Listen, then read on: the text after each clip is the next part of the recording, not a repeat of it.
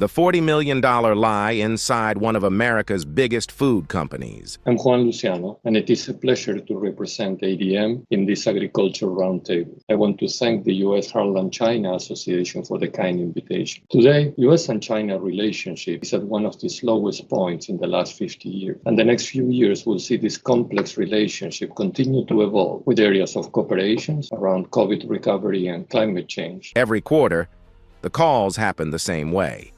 Executives from one of America's largest agricultural companies would get on the phone with investors and analysts. They would walk through the numbers, revenue, growth, profit margins for each division.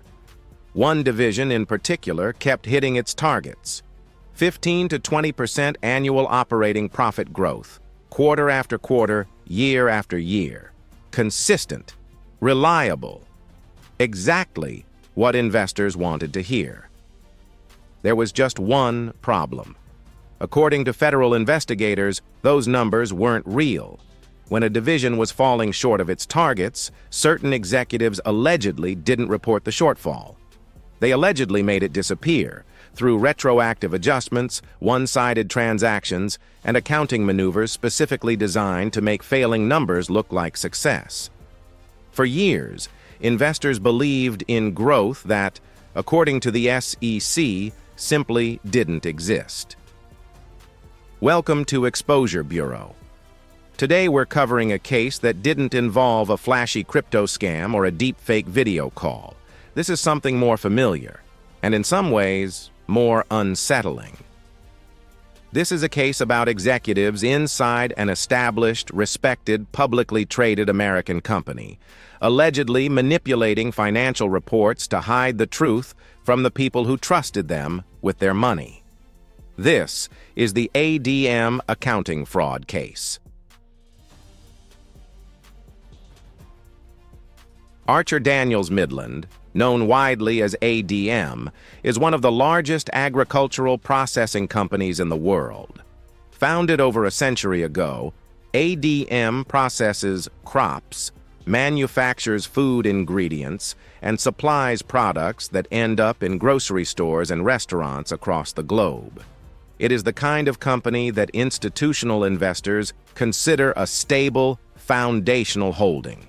Not a speculative crypto play, not a high-risk startup, a blue-chip agricultural giant, which is exactly why the allegations in this case matter so much. When trust breaks down at a company like this, a company built on more than 100 years of operating history, it raises uncomfortable questions about how reliable financial reporting really is, even at the largest and most established corporations. According to the Securities and Exchange Commission, the fraud centered on ADM's nutrition division. That division had set ambitious profit targets, between 15 and 20% annual operating profit growth. When the division's actual performance fell short of those targets, certain executives allegedly took steps to close the gap artificially. The SEC's complaint describes several specific mechanisms: retroactive adjustments to previously recorded transactions, going back and changing the books after the fact to improve reported numbers.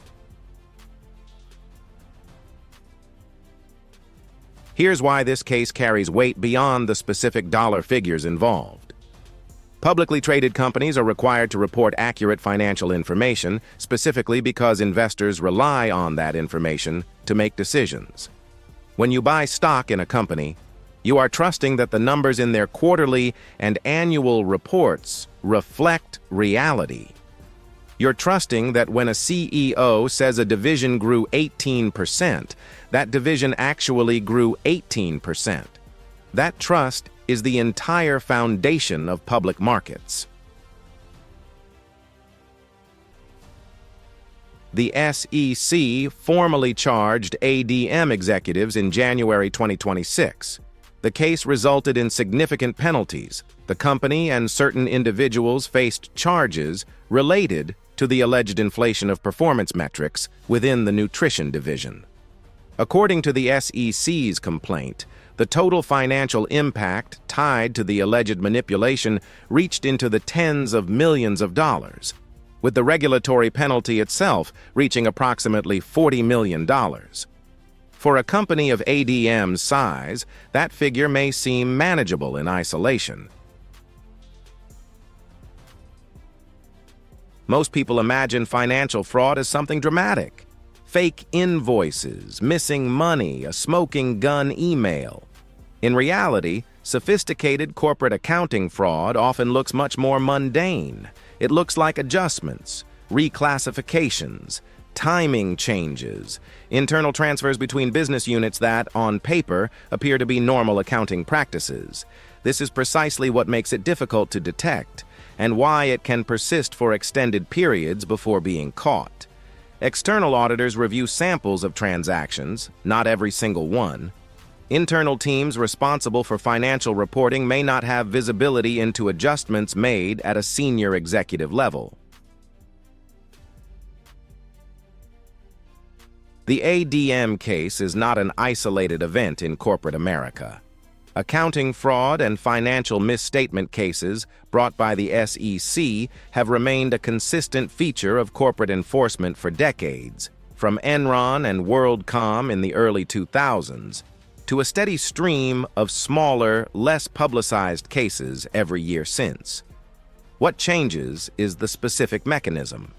What stays the same is the underlying incentive. Executive compensation in large public companies is frequently tied to performance metrics: stock price, division profitability, growth targets. When meeting those targets becomes the difference between a substantial bonus and a disappointing one, the pressure to find a way to hit the number by any means necessary can become significant. Most executives don't cross that line, but the ones who do tend to follow a similar pattern. Small adjustments at first, justified internally as reasonable accounting judgment calls, that gradually expand into something that no longer resembles legitimate financial reporting. A DM is not a crypto startup. It is not a meme coin. It is not a flashy Silicon Valley venture firm. It is one of the oldest, largest, most established companies in American agriculture. And according to the SEC, for a period of time, certain executives inside that company allegedly chose to manufacture the appearance of success rather than report the reality of underperformance. The $40 million penalty closes this specific chapter. But the questions it raises about financial reporting at major corporations, questions about oversight, about incentive structures, about how much of what investors see in quarterly earnings reports reflects genuine performance versus careful construction.